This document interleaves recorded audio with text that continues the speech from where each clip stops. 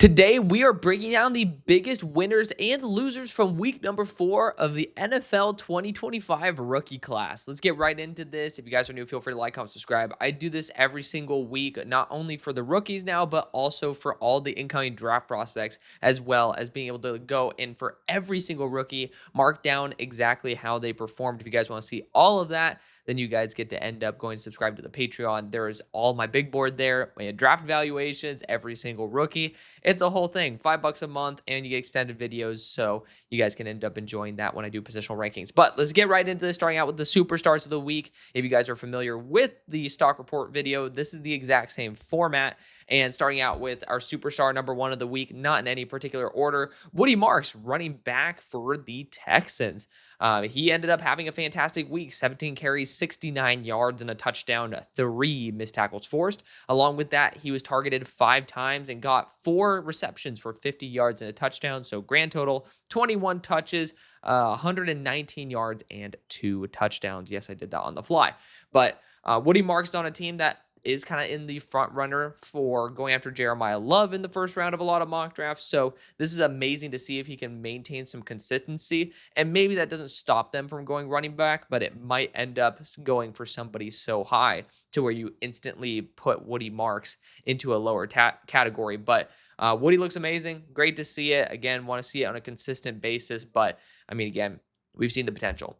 Now let's talk about another running back. There's going to be a lot of running back love this episode. Amarian Hampton, running back for the Chargers. First round pick. A lot of people were starting to doubt him. Ended up having a good week last week and then ended up turning it on this week. 12 carries, 128 yards, and a touchdown, 4 missed tackles forced. Along with that, thrown to 5 times, 5 receptions for 37 yards. So grand total, 17 receptions and 165 yards and a touchdown. Fantastic performance for a player that a lot of people were already starting to call the bust territory. I had my doubts a little bit early on. You guys know I had Amarian Hampton in my top 10. But I'm feeling pretty happy about that right now. He looked a little sluggish to start out the year, and it looks like he kind of found his stride right now, both literally and metaphorically. But we're not done talking about running backs. Back to back, starting out this episode, Ashton Jeanty, running back for the Las Vegas Raiders.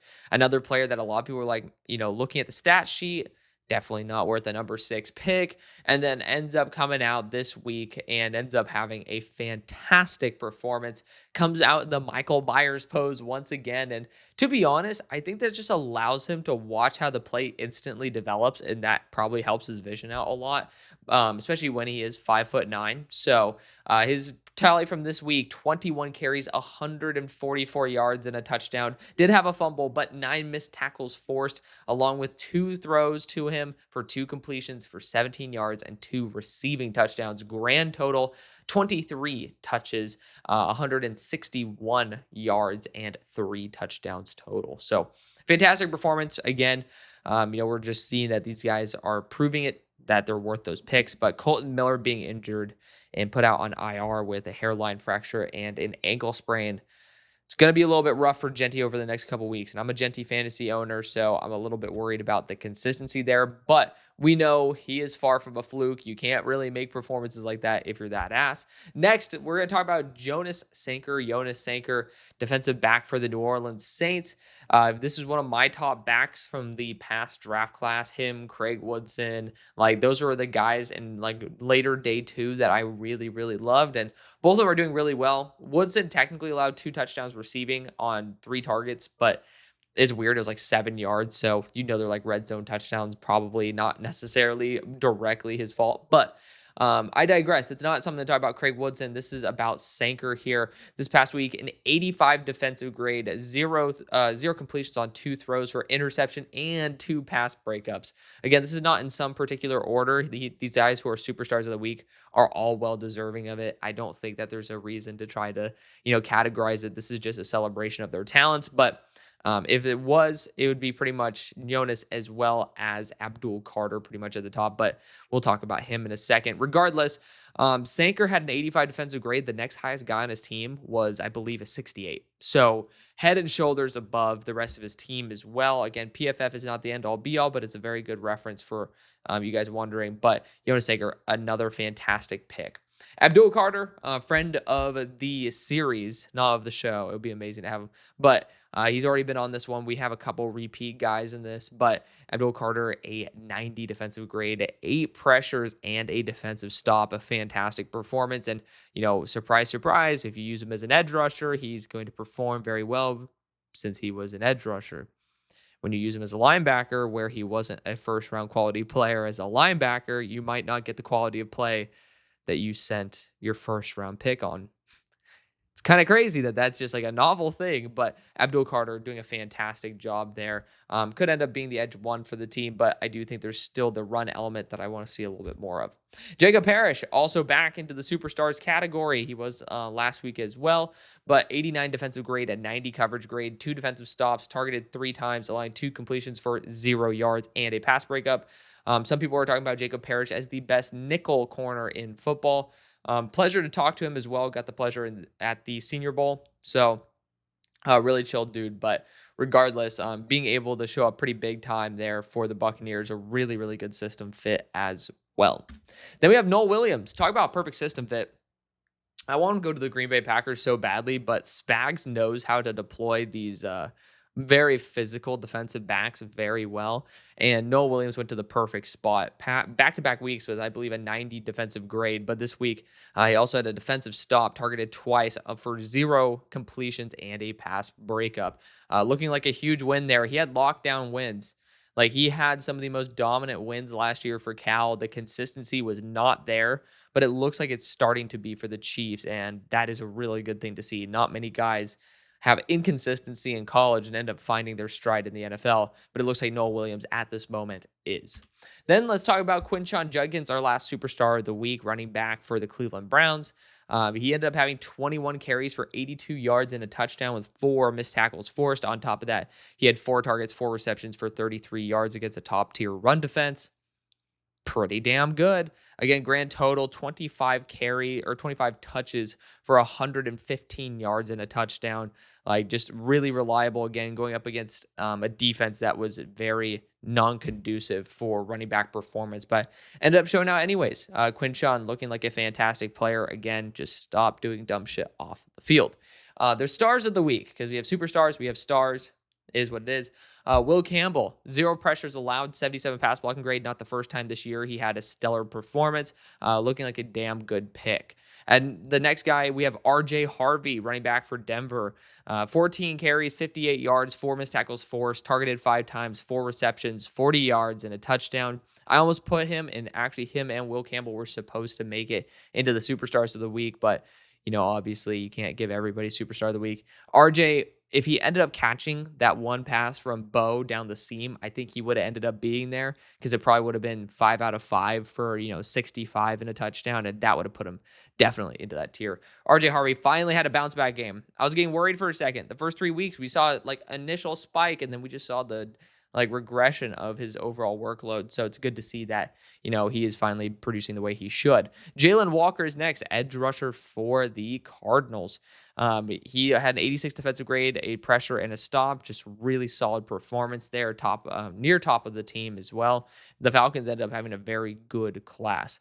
Dorian Strong is a huge surprise to me. I mean, he's somebody who I liked, back before Mansour Delane transferred. I liked him more than Mansour. Y'all know Mansour was my corner 1 coming into this year for the draft, so it's very good to see that, the transfer really worked out for him. But Dorian Strong's a fantastic corner. I just did not see him being able to pull out an 86 defensive grade with 2 defensive stops, targeted twice, allowing 2 receptions for 4 yards. But on average, he's super smooth, very smart. Like, he's the dream corner 3/4 for me, but I just did not expect for him to perform at this level, which is amazing. Tetairoa McMillan is next, wide receiver for the Carolina Panthers. Targeted 7 times for 4 completions and 62 yards. Just a really solid performance. Again, these are rookies, and they're performing like seasoned veterans. Carson Schwezinger, shout out to Oaks Christian, same high school that I ended up going to, just a couple years younger than me. Linebacker for the Browns, a 78 defensive grade, 3 defensive stops, targeted once, allowing 1 completion for 8 yards. This guy's been arguably the best linebacker from the entire class. He's been doing an amazing job there for the Browns. Travion Henderson, running back for the Patriots. Again, someone very similar to RJ Harvey, who has been dealing with a subpar workload, but is making the most of it. 7 carries, 31 yards and a touchdown with a missed tackle forced, and took it in both of his receptions for 14 yards. Not a crazy statistical performance, but again, getting that touchdown and being able to consistently be a threat through the passing game is allowing him to be a big impact, even though, you look at Quinshon and he's more of like a bell cow back. Um, I would say if the Patriots were able to find a way to get pretty much a better version of Ramondre Stevenson and have someone who is very similar to Quinshon Judkins, I would say they could end up having even more effectiveness together. I do think that um, Travion Henderson needs to have that like thunder to the lightning approach, and he's going to end up being worth even more than the thunder. But again, it's just really, really good to see Travion Henderson still make great production with the opportunity he has.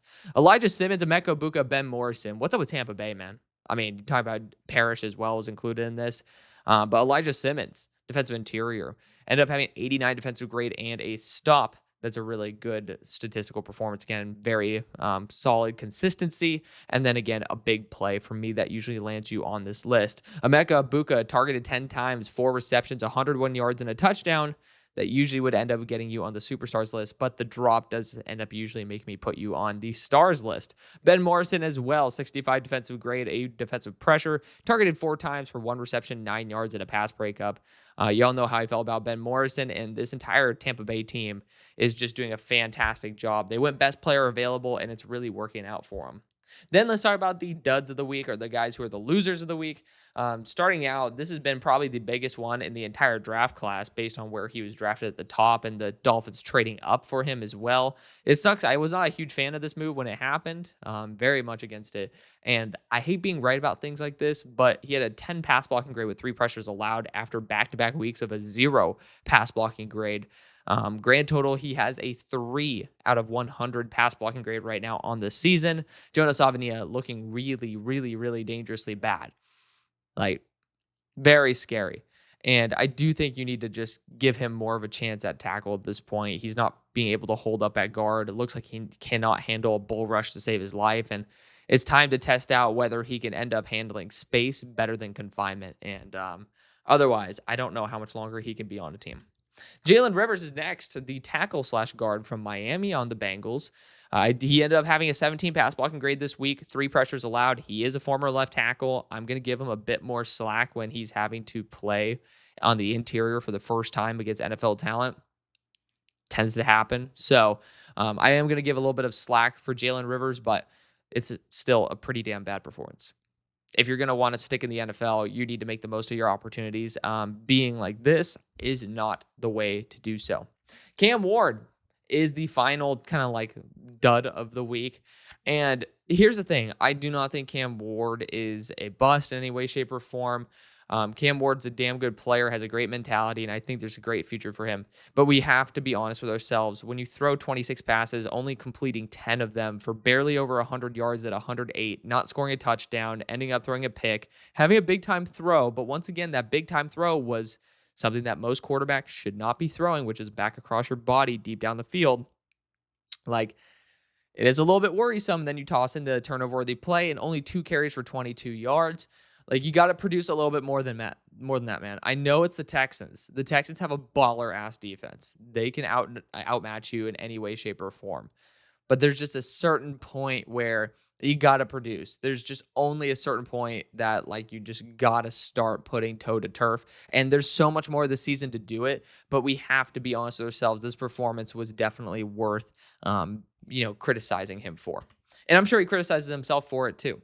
Now we have the rest of the losers of the week. We have Teddy Buchanan, a linebacker for the Ravens, 38 defensive grade, a pressure, and a defensive stop, but he was targeted 4 times, allowing 3 completions, 41 yards, and a touchdown. Again, I usually don't like dropping guys who have the defensive pressure and a defensive stop because, again, you're kind of working as a pass rusher. You're still making a play as a run defender.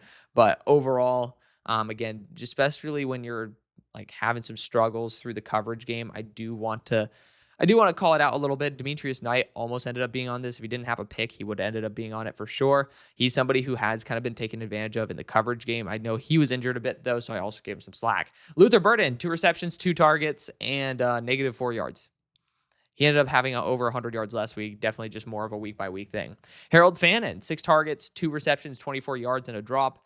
Just kind of have higher standards for Harold Fannin. Want to see that become a lot better of a statistical performance. Again, if you swap the drop for a reception and some yardage, you might be able to get a much more favorable result and obviously not be on this list. Tate Ratledge, guard from the Detroit Lions.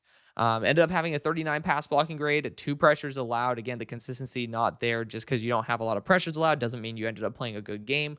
It just means you probably had a pretty low win percentage. And, for an interior offensive line like the Lions that, in my opinion, are being kind of bailed out by the play calling. Yeah, there's some red flags to where people are talking about the Lions needing to go interior offensive line again in the first. And I know that the offensive line is only as good as its weakest link, but do not want that being Tate Ratledge. Jalen Noel, wide receiver from the Texans, is next. He had 1 reception for -2 yards and a carry for -2 yards. Again, someone who I have a lot more faith in down the line, but early season just hasn't really been productive.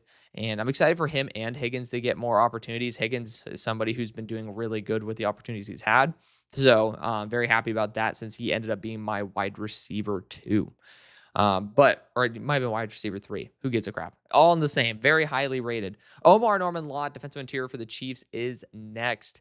Someone who is very oscillated between great and poor because last week ended up doing a really good job. This week, 31 defensive grade, no production on, I believe, over 20 reps. So, again, somebody that is going to continue improving, is going to continue being more consistent. We've seen the high-level play, just not this week.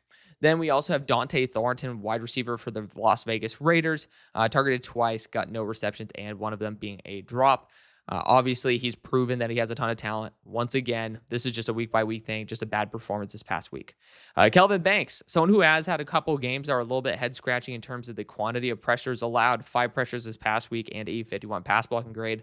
I do understand that the offense is not necessarily extremely smooth with, a head honcho that can end up operating at a higher level, but I will say especially for a top 10 pick, you want to see those numbers start to dip a little bit more. Andrew Makuba is the definition of hot and cold as well. I think that he's going to continue becoming more consistent this week. 39 defensive grade, 2 defensive stops, but ended up allowing a very, very big play, 2 receptions on 4 targets for 88 yards and a touchdown. Once again, not saying he's bad, just not a very good performance this week in terms of the consistency. Connor Colby is last but not least. This is a guy I've been trying to get rid of for the San Francisco 49ers from the starting lineup. I do like him being in rotation, but another week where he ended up having a lot of pressures allowed this week, 5 pressures and a 47 pass blocking grade. I'm not a huge fan of focusing on the run blocking all that much because I think the most important thing, hands down, is being able to pass. I know that you always say establish the run game first, but we're a pass-heavy league, and I think especially for guys who are young, like the passing game needs to be where they don't let up first. Like I think you can end up mitigating a lot of run blocking issues much easier than pass blocking. Another very hot take, but it is something that I look for in terms of how long you can start. Because if you're just a consistent reliability on third and short or third and medium, and you have to pass the ball, and you just know there's going to be instant pressure. I would say it's a lot more worrisome than on 1st and 10, kind of feeling like, can we get more than 3 yards? So it's a whole entire conversation for another day, but that's going to be the video. Thank you so much for showing the support you always do. I'll see you later. Peace.